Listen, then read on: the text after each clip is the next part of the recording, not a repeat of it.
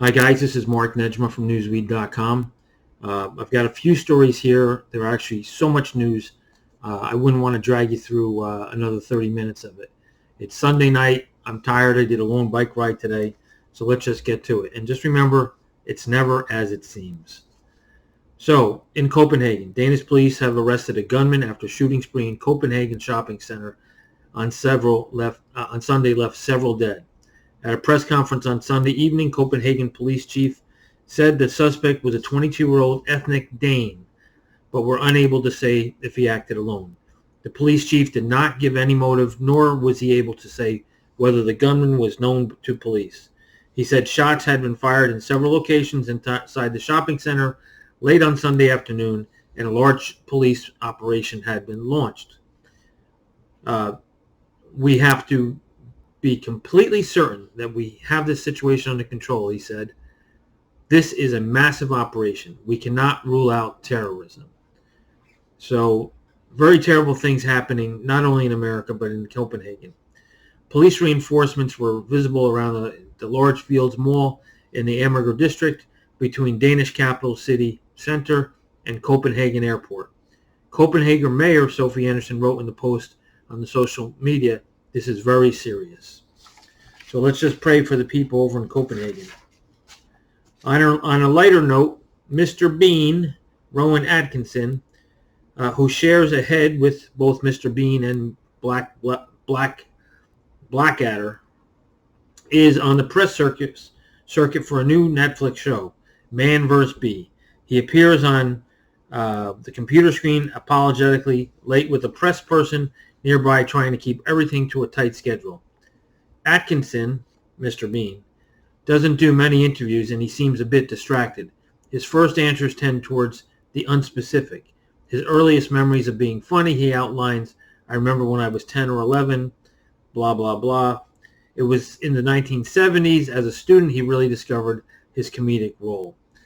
Mr. Bean is on a roll and he wants everybody to know they should lighten up. So follow up on this new comedy at Netflix and try to get a few laughs out of it. Don't be so serious because he's going to insult you. All right, let's move on. I read so fast, I can't even believe it. Okay. Let's move on. German road traffic agency says 59,000 Tesla vehicles have software glitch. German's road traffic agency said it was recalling Tesla models Y and 3 because of a default in the automatic emergency call system that affects 59,000 vehicles globally. That would be related to the satellite, I think. The KBA watchdog said on its website dated June 29th that a software flaw was causing a breakdown of eCall, which is designed to automatically contact emergency responders in the event of a serious accident. To me, this doesn't sound like a big deal. They'll get that fixed easily. In Uzbekistan, the president has announced that there are fatalities in the provincial unrest. Trouble in the world. Let's go to Taiwan. A senior Taiwan official has urged calm and insisted the economy fundamentals remain strong after the island stock market slid more than 20% since the start of the year. Hey, the American Stock Exchange, New York Stock Exchange, all the exchanges are down like 80% in America. And we know our economy sucks. Okay, big story here. Porn sites see the big picture in virtual reality. Angie Roundtree was vexed by the complex absence of made-for-women porn on the web.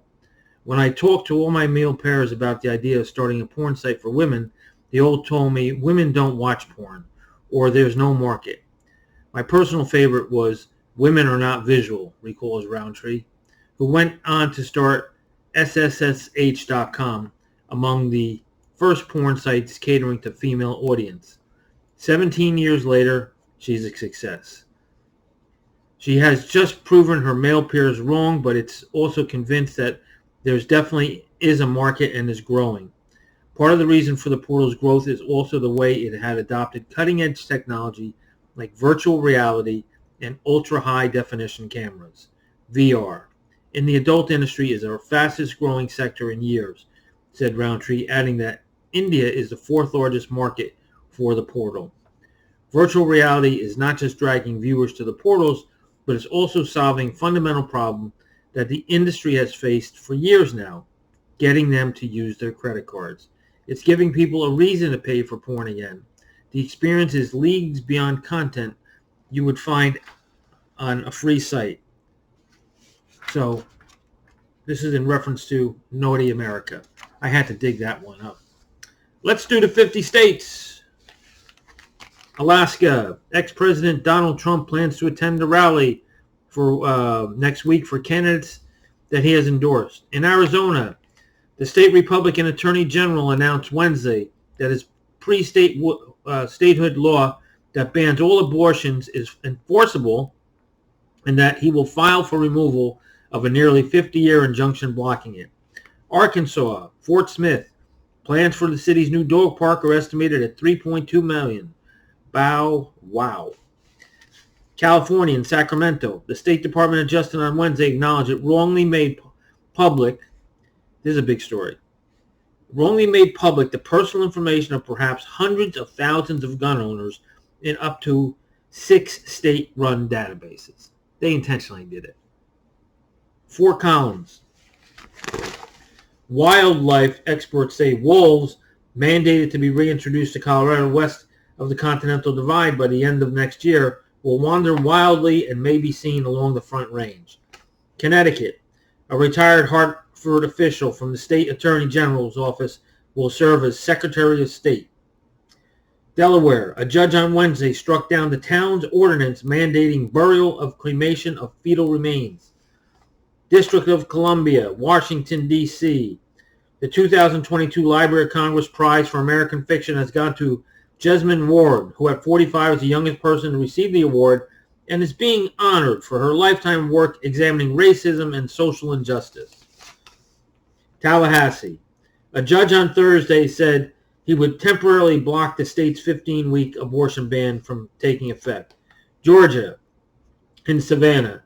A day after religious leaders and others called for the police chief's resignation and federal investigation into officer-involved shootings, Savannah Police Chief Roy Minter said Thursday that he'd step down. In Hawaii, a McDonald's offering special to Aloha State is off the table. Hawaii's News Now reports the chain lost its supplier for seitan, an egg noodle soup born of the state's varied immigrant cultures. Idaho. In Boise, U.S. agency responsible for killing wolves and other predators to prevent livestock attacks has agreed to settle a lawsuit by completing an extensive environmental study. Illinois. In Rockford, scientists say an increase in mice populations could be a result of warming weather. They blame everything. How about just taking your freaking garbage out? Indianapolis. A federal judge has refused to block a state law that will impose strict limits on charitable groups that pay bail needed to get people released from jail. Leave them in jail. Altoona.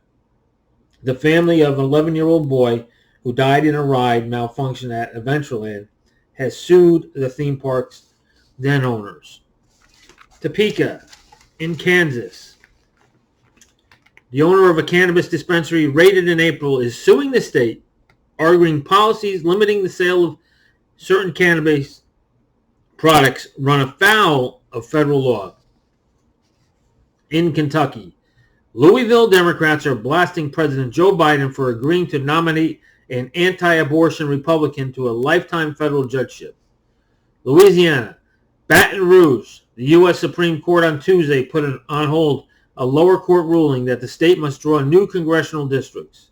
Maine, state officials said 200,000 residents will start getting access to dental care Friday through MaineCare. Maryland. In Baltimore, prosecutors have filed another charge against a former aide to Governor Larry Hogan. Massachusetts, Milton.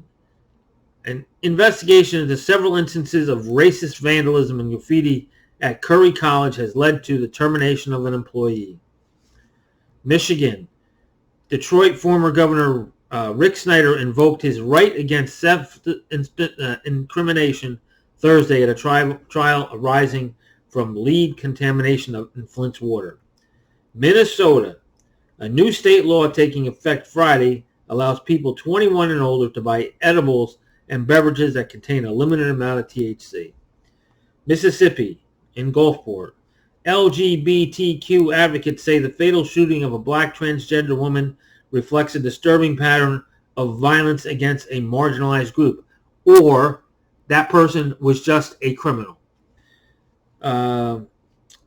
In Missouri, Jefferson City, voters will allow to show photo ID to cast a regular ballot in the November election as a result of law signed Wednesday by Governor Mike Parson. In Montana, Helena, Charles Brereton will succeed Adam Mayer as the head of the state health agency. In Nebraska, a man who has pleaded guilty to threatening to kill a U.S. wildlife officer who cited him for fishing and hunting violations. He has pleaded guilty. In Reno, Nevada, a candidate for governor who lost this month's GOP primary by just over 11% will pay his own way for a statewide recount. In New Hampshire, Concord, state-managed COVID-19 mobile vaccination clinics and home-based vaccination program are ending. Glad you caught on, New Hampshire. In New Jersey, this is a good one, always. Trenton, state lawmakers passed a record $50 billion budget. In New Mexico, in Albuquerque itself, with little ceremony, it was lights out Thursday for one of two remaining units at the coal-fired San Juan generating station as regulators ordered New Mexico's largest utility to credit customers for millions of dollars in savings that will come from the plant's closure. Well, folks, you can expect the blackouts in New Mexico. In New York, the U.S. Justice Department has launched a probe of the New York Police Department. Leave these guys alone, please. We need them. North Carolina, Raleigh, Colonial Pipeline has agreed to a consent order that says it should be held accountable for a gasoline spill. Of course. North Dakota, the state will use nearly $26 million in federal funding over the next several years to build a network of charging stations for electric vehicles. Who pays for the electric that goes into the vehicles? Interesting. Obviously the people that are filling up or charging up. In Ohio, a school district's ban on anti-racism instruction is itself racist and an unconstitutional free speech prohibition. Unless you're teaching people that white people are bad. I know a little kid in Connecticut who came up to me and said George Washington was a bigot. How do we know that?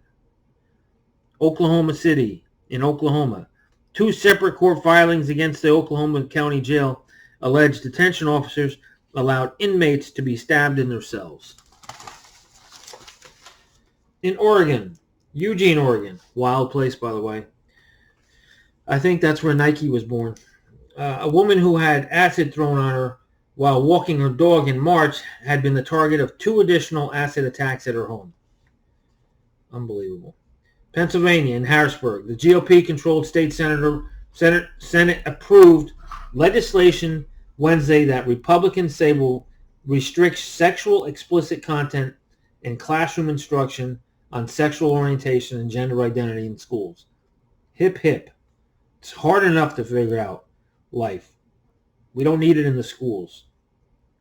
Rhode Island, Providence. A man who swam 19 miles from Block Island now wants to swim 25 miles. To me, Rhode Island, that's not news. South Carolina, in Columbia.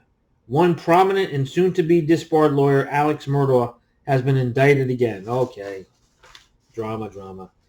South Dakota, in Sioux Falls. A contingent of Republican lawmakers on Wednesday formally announced they were forming a group billed the South Dakota Freedom Caucus as they try to drive politics further to the right.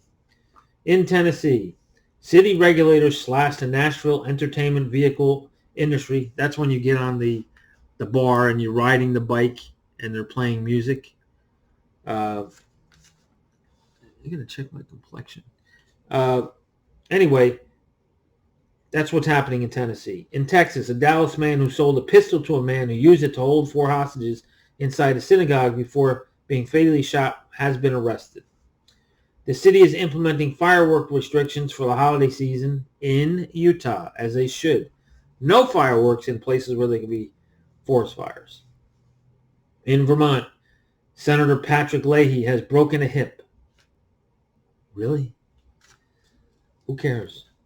In Virginia, Falls Church, a pair of lawsuits that for years have plagued the state's largest school system with allegations that it ignored students' accusation of sex assaults.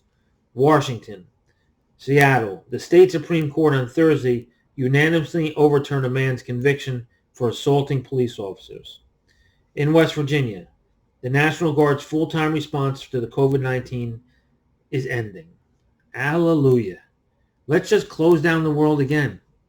Grandma's got a cold. Wisconsin. Conservatives on the state Supreme Court ruled Thursday that a conservation group couldn't challenge an agency's decision to sell state parkland for construction of a high-end golf course. That sounds a little dicey. And finally, in Wyoming, Yellowstone National Park is reopening its flood-damaged areas. And that's the news. Remember, it's never as it seems. Enjoy your weekend. Happy 4th of July.